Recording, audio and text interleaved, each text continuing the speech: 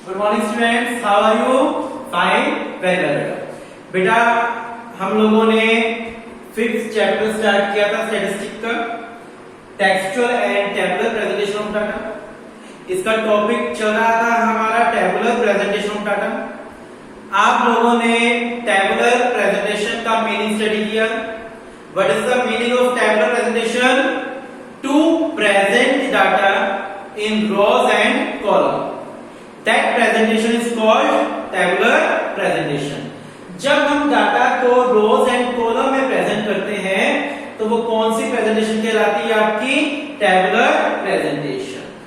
इसके बाद आप लोगों ने कंपोनेंट्स पढ़े थे, कंपोनेंट्स ऑफ टेबल। एक टेबल में क्या क्या कंपोनेंट्स होते हैं? टाइटल होता है, टेबल नंबर होता है, हेड नोट होता है, फुट नोट, बॉडी एक्सेट्रा। आपने सारे पॉइंट्स डिस्कस करे थे और समझ भी आ गए थे आप लोगों को अच्छे से। आज हमारा टॉपिक है features of good table. Topic क्या है? Features of good table. जब आप एक टेबल बना रहे हो तो आपको किन किन बातों का ध्यान रखना चाहिए? The points you should keep in mind while you are preparing a table. Table बनाते टाइम हमें किन किन बातों का ध्यान में रखना है? That is called features of good table. First feature, title according to the objective of table। जो टाइटल आप दे रहे हो, टेबल को, वो टाइटल जो है उस टेबल के ऑब्जेक्टिव से मैच करना चाहिए। ये नहीं कि आपका टाइटल कुछ और है, ऐसा ना करें कि टाइटल कुछ और है और टेबल का ऑब्जेक्टिव कुछ और। आपका टाइटल जो है वो किसके अकॉर्डिंग होना चाहिए? टेबल के ऑब्जेक्टिव के अकॉर्डिंग। जैसा आपका टेबल का ऑब्जेक्टिव हो, आपका टाइटल भी वैसा ही होना चाहिए। Title according to the objective of table. बताइए समझ? देखिए पढ़ते हैं हम उसको। Title of table must be provided at the top centre of table. मान लो ये टेबल है, ये क्या आपकी टेबल? कहते टाइटल हमेशा इस टेबल के टॉप में सेंटर पर लिखना चाहिए। टाइटल हमेशा कहां लिखना चाहिए?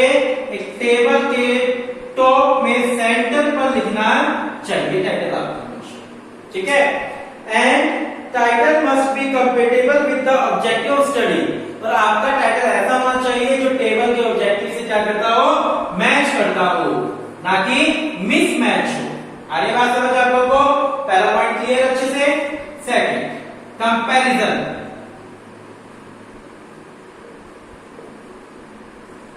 आपकी टेबल ऐसी होनी चाहिए जिसको आप क्या कर सको? कंपेयर कर सको। यानी रो और कॉलम्स में डाटा इस टाइप से आपको फीड करना चाहिए ताकि जरूरत पड़ने पर आप उसको कंपेयर कर सको। It should be kept in mind the items which are to be compared with each other are placed in column and row close to each other. This facilitates comparison। मतलब जो भी डाटा आपको compare करना है उसको आपको row and columns के अंदर क्लोजली रिलेट करना चाहिए।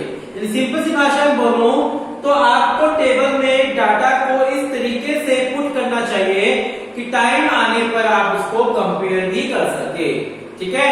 इस तरीके से अरेंज ना करें डाटा को कि कंपेयर करने में डिफिकल्टी हो। डाटा को इस तरीके से अरेंज करें कि जरूरत पड़ने पर आप क्या कर सको? कंपेयर कर सको। Third point, special emphasis. Special बताइए आपको। एम्फेसिस का मतलब होता है प्रभाव। एम्फेसिस का मतलब क्या होता है? प्रभाव डालना। एक टेबल के अंदर जो आइटम्स मेन हो, जो आइटम क्या हो? मेन हो, उनके ऊपर हमें स्पेशल एम्फेसिस डालना चाहिए। जैसे क्या होता है आपके रिपोर्ट कार्ड में आपके सब्जेक्ट्स होते हैं, आपके हिंदी, इंग्लिश, मैथ वगैरह, तो उनको थोड़ा बोल्ड लिखा जाता है। ऊपर जैसे थ्योरेटिकल, प्रैक्टिकल वगैरह तो उसको बोल्ड, फिर बच्चा फेल है तो उसको रेड पेन से लिखते हैं। तो जो चीजें स्पेशल होती है किसी टेबल के अंदर, उनको स्पेशल एम्फेसिस भी देना table may need special emphasis. Such items should be placed in the head row or head column. Moreover, such items should be presented in bold figure. ऐसे आइटम्स को हमें बोल्ड फिगर में क्या करना चाहिए, present करना चाहिए। तीनों पॉइंट क्लियर अच्छे से। टाइटल कैसा होना चाहिए, टेबल के ऑब्जेक्टिव के अकॉर्डिंग।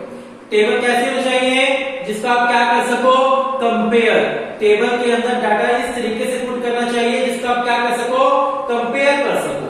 स्पेशल इम्फेसिस, आपको टेबल के अंदर कुछ जो स्पेशल आइटम्स होती है उनके ऊपर स्पेशल इम्फेसिस डालने चाहिए, रिपोर्ट वगैरह, टेलिस वगैरह, कलर्स वगैरह, इस टाइप से उनको यूज करना चाहिए। पॉइंट तीनों क्लियर है। फोर्थ फीचर, आपका फोर्थ फीचर, ये फोर्थ पॉइंट आप क्या ध्यान में रखोगे जब टेबल बना रहे हो, तो ideal size. Ideal size, the size of table should be ideal. Do not too much large, do not too much small. आपकी टेबल का जो साइज है वो आइडियल होना चाहिए, ना तो बहुत ज्यादा लार्ज हो ना ही बहुत ज्यादा स्मॉल। जब भी आप टेबल बनाने जा रहे हो तो पहले टेबल को रफली ड्रॉ करो। इससे क्या होगा कि आपको पता चल जाएगा कि कितने आपको रो चाहिए, कितनी आपको कॉलम्स चाहिए। सो मेन टेबल बनाने से पहले आप रफ में एक टेबल ड्रॉ कर लो और उसके बेस पर अपने टेबल का साइज क्या रखो, आइडियल रखो। So it should be kept in mind, your table should be in ideal size, not so large, not so small. ठीक है। स्टेप, स्टेप्स, स्टेप्स क्या होते हैं भाई, रो की हेडिंग को क्या बोलते हैं, स्टेप बोलते हैं। रो की हेडिंग को क्या बोलते हैं, स्टेप। कहते हैं कि प्रॉपर रो की हेडिंग होनी चाहिए, हर रो की क्या हो, प्रॉपर हेडिंग हो। दूसरा, अगर रो ज्यादा लार्ज हो, अगर आपकी रो का साइज लार्ज है, अगर आपकी रो का साइज क्या है, लार्ज है, तो आप राइट साइड में भी स्टेप करेंगे।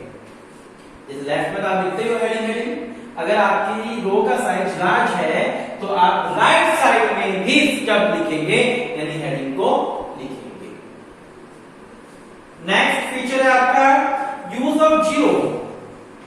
यूज ऑफ जीरो, टेबल के अंदर जीरो का यूज जब सिर्फ किसी नंबर के लिए होगा। टेबल के अंदर जीरो का यूज सिर्फ किसी नंबर को दर्शाने के लिए होगा। इस चीज के लिए शो नहीं किया जाता है कि वो चीज अवेलेबल नहीं है, यानी किसी नॉन अवेलेबिलिटी आइटम्स के लिए जीरो यूज नहीं होगा।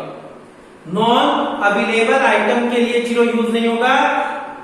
जीरो का यूज सिर्फ किस चीज के लिए होगा, नंबर को शो करने के लिए। देखिए, zero should be used only to indicate the quantity of variable, it should not be used to indicate the non availability of data. Non availability को दर्शाने के लिए हम कभी भी जीरो का यूज नहीं करेंगे। सिर्फ जीरो का यूज क्या होगा, नंबर के लिए। If the data are not available, if the data are not available, it should be indicate by N A या फिर हाइफन के साइन से। अगर आपका डाटा कोई अवेलेबल नहीं है तो आप उसके लिए जीरो नहीं लगाएंगे, या तो एन ए लिखेंगे या फिर हाइफन का साइन लगाएंगे। ठीक है। अगर कोई डाटा अवेलेबल नहीं है तो उसके लिए जीरो यूज नहीं करेंगे। 7 पॉइंट, हेडिंग्स। 7 पॉइंट क्या है, headings. Heading should generally be written in the single form. For example, in the column indicating goods the word good should be used. हमेशा हेडिंग को जो है वो सिंगुलर फॉर्म में यूज करना चाहिए। एग्जाम्पल दे रहे हैं, इन the column indicating goods the word good should B use.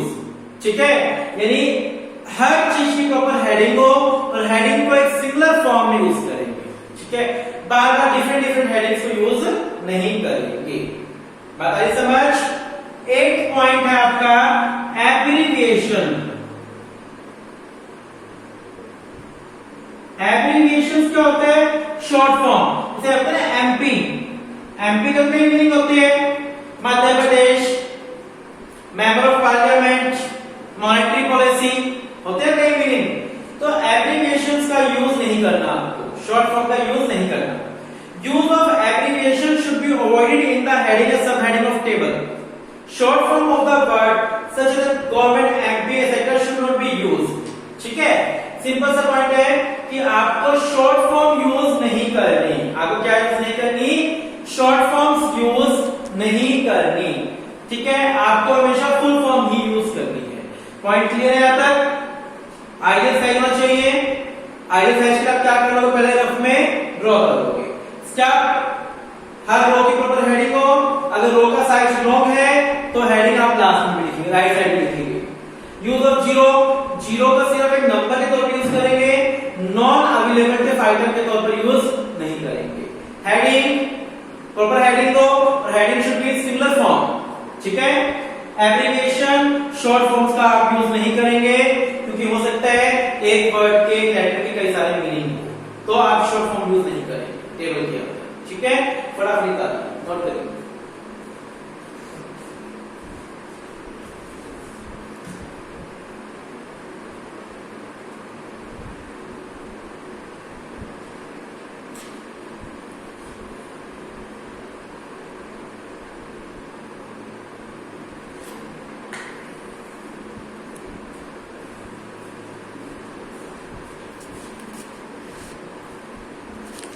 Next point, footnote. Footnote क्या होता है भाई? जो टेबल की लास्ट में लिखा जाता है, जो उस टेबल के बारे में कंफर्मेशन देता है, उसका रिजल्ट आता है। 9 पॉइंट आपका फुटनोट। प्रॉपर फुटनोट होना चाहिए। Footnote should be given only if needed. However, if footnote is to be given, it must bear some asterisk mark corresponding to concerned item। देखिए, कहते जब भी आप फुटनोट दो तो इस टाइप का कोई मार्क, स्टार लगाते हैं, इस टाइप के मार्क से लिखो फुटनोट। जब भी आप फुटनोट दे रहे हो तो इस तरह के किसी मार्क से आप क्या लिखोगे? फुटनोट लिखोगे। और फुटनोट होता क्या है? उस टेबल के लास्ट में कंफर्मेशन के बारे में बताता है, कंक्लूजन के बारे में बताता है। Units, 10th point, units. अगर आपकी यूनिट्स लार्ज अमाउंट में है, होता है ना, जैसे मान लो कई जीरोस हैं तो हम लिखते हैं in lakh, in thousands, in crore. तो वही बात बोल रहे हैं यहां पर भी, unit use must be specified above the column if the figures are very large. If the figures are very large, unit may be noted in the short form। आप यूनिट्स को शॉर्ट फॉर्म में लिख सकते हैं, जैसे कि hectare या turns या इन थाउजेंड या इन करोड़ लिख दो। ठीक है, जैसे मान लो 1, आगे आपको 7 जीरो जुड़ती है, ऊपर लिख दो इन करोड़। इन करोड़ से दिया तो 1 करोड़ का 1, 2 करोड़ का 2 बस। ठीक है, तो कहते हैं अगर आपकी वैल्यूज लार्ज फिगर के अंदर है तो उसको आप शॉर्ट फॉर्म में लिख सकते हो, इस फॉर्म में, यूनिट्स की फॉर्म में लिख सकते हो। ठीक है, 11 पॉइंट, टोटल। क्या कहते हैं यहां पर? In the table sub total of item must be given at the end of each row. Grand total of the item must also be noted. अगर आपको टेबल में टोटल की रिक्वायरमेंट है तो आपको टोटल भी करना चाहिए। आपको सब टोटल, मेन टोटल और ग्रैंड टोटल सब टाइप के टोटल आपको करने चाहिए। अगर रो की टोटल करने की रिक्वायरमेंट है तो रो की टोटल करो, अगर कॉलम्स की टोटल करने की रिक्वायरमेंट है तो कॉलम्स की टोटल करो। जैसी भी आपको रिक्वायरमेंट है उसके अकॉर्डिंग आप क्या करोगे? टोटल करोगे। अगर ग्रैंड टोटल की रिक्वायरमेंट है तो ग्रैंड टोटल भी आप लोग करेंगे। ठीक है, 12 point, percentage and ratio. Percentage and ratio, अगर टेबल में परसेंटेज या रेशियो निकालने की रिक्वायरमेंट है तो उसको भी निकाल कर दिखाया जाएगा। अगर हमारी टेबल डिमांड करती है कि एट लास्ट आप परसेंटेज या रेशियो निकाल कर दिखाओ तो आपको वो भी निकाल कर दिखाना चाहिए। Percentage figure should be provided in the table if possible. This make the data more information. और हो सके तो आप परसेंटेज की फॉर्म में दिखा के आओ, इससे कंपैरिजन करना क्या हो जाएगा? इजी हो जाएगा। ठीक है, बात आ रही समझ?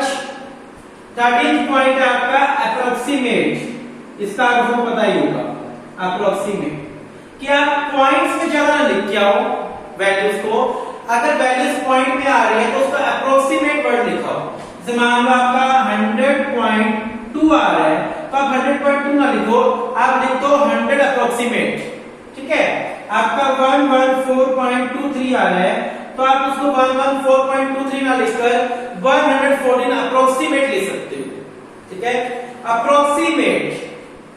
If some approximate figures have been used in the table, the extent of approximation must be noted. This may be identified at top of table as a part of head note. और अगर आप approximate का use कर रहे हो तो आपको ऊपर लिखना पड़ेगा कि मैं अप्रोक्सीमेट कितनी अमाउंट फिगर तक को दूंगा, यानी कितने नंबर्स तक को हम लोग अप्रोक्सीमेट लिख सकते हैं और किस फिगर को अप्रोक्सीमेट नहीं लिखा जा सकता, ये बात मुझे ऊपर लिखनी पड़ेगी। आई बात समझ? 9th पॉइंट कहता है फुट नोट। अगर फुट नोट की रिक्वायरमेंट है तो आप एक प्रॉपर क्या लिखेंगे, फुट नोट भी लिखेंगे। और फुट नोट लिखते टाइम आप क्या कर सकते हैं, इस टाइप का कोई मार्क का यूज कर सकते हैं।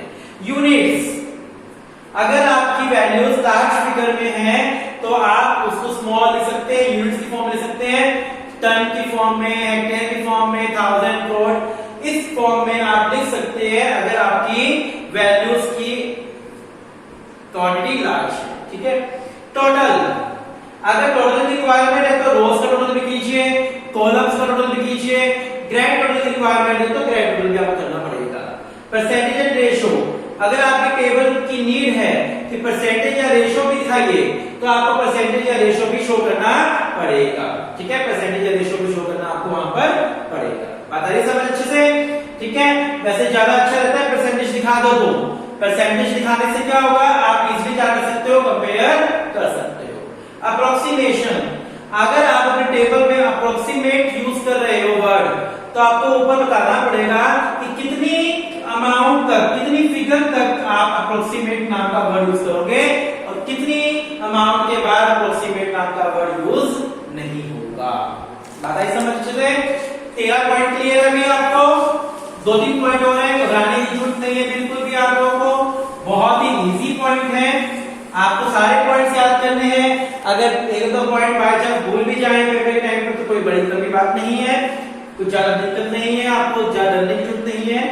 चलिए 14th point, sources of data. Sources of data, sources of data must be noted at the foot of table. It is generally noted next to footnote. footnote के बाद जहां आपने footnote लिखा है उससे नीचे अगर आपने टेबल बनाने के लिए जिन जिन सोर्सेज का यूज किया है उन सोर्सेज के बारे में लिखेंगे। कहां लिखेंगे ये? फुटनोट के नीचे लिखेंगे। जहां आपने फुटनोट लिखा है उससे नीचे आप लिखेंगे सोर्सेज। जिन जिन सोर्सेज को यूज करके आपने क्या बनाई है, टेबल बनाई है, उन सभी सोर्सेज के बारे में आप लिखेंगे। Size of column, next point क्या है, साइज ऑफ कॉलम। कॉलम का साइज कैसा होना चाहिए? Size of column must be uniform, same होना चाहिए एंड सिमेट्रिकल। ठीक है, कॉलम्स का साइज बिल्कुल सेम हो, यूनिफॉर्म हो, ये ना कि कोई कॉलम बड़ा है कोई कॉलम छोटा है, सिमेट्रिकल होना चाहिए कॉलम साइज। ठीक है, सिंपल, इकोनॉमिकल एंड अट्रैक्टिव। आपकी टेबल सिंपल हो, इकोनॉमिकल हो और क्या हो, अट्रैक्टिव टेबल हो। क्या हो? अट्रैक्टिव हो आपकी टेबल। ठीक है, सिंपल हो, इकोनॉमिकल हो और अट्रैक्टिव हो। सो आपने आज 16 पॉइंट पढ़े कि जब आप एक टेबल बना रहे हैं तो आपको किन किन बातों को ध्यान में रखना है, टेबल बनाते टाइम आपको कौन कौन से पॉइंट याद रखने हैं। आपने 16 पॉइंट पढ़े, कम से कम 12 पॉइंट तो आप अच्छे से इसको याद कर लीजिएगा। ठीक है, बिल्कुल सिंपल सा टॉपिक है, मुश्किल नहीं है बिल्कुल भी, बहुत ही इजी चैप्टर है। आज आप लोग इस टॉपिक को कीजिए, कल आपका शायद चैप्टर फिनिश हो जाए क्योंकि इस चैप्टर में 3 टॉपिक है, लेंथी चैप्टर नहीं है ये। 3 टॉपिक थे, component of table, features of table and then last शायद टाइप्स ऑफ टेबल। ठीक है, यही टॉपिक है, इसके अलावा टॉपिक नहीं है। ठीक है, चलिए आज आप इतना कीजिए। Thank you and have a nice day.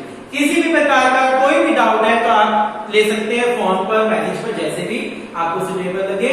आज फिलहाल इतना कीजिए। Thank you.